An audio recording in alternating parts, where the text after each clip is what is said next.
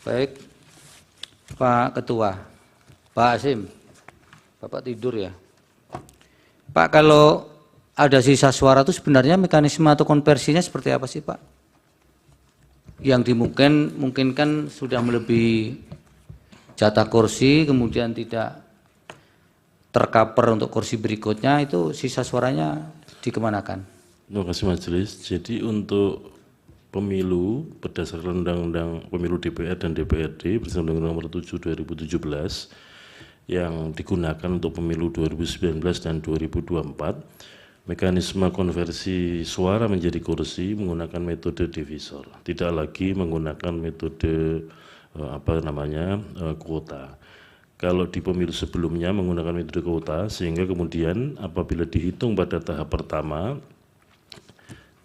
misalkan satu partai politik perolehan suaranya dibagi dengan istilahnya bilangan pembagi pemilihan sebagai kuota, itu kemudian masih ada sisa suara dihitung di tahap kedua.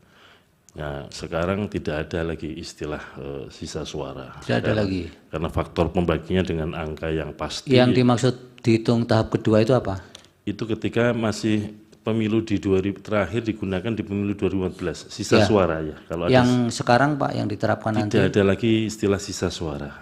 Jadi misalkan begini, di sebuah dapil itu ada 18 partai, kemudian simulasinya adalah faktor pembaginya menggunakan angka fix, yaitu angka ganjil 1, 3, 5, 7, 9 dan seterusnya.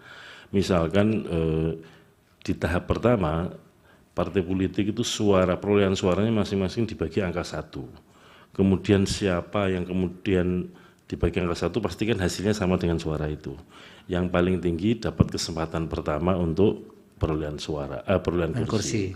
Kemudian dibagi dengan angka 3, maka yang hasil pembagian dengan angka 3 yang paling besar dia akan memulai kursi berikutnya sampai dengan kursi terbagi habis. Jadi sejak pemilu 2019 dan pemilu 2024 menggunakan Undang-Undang 7 2017 tidak ada lagi istilah sisa suara.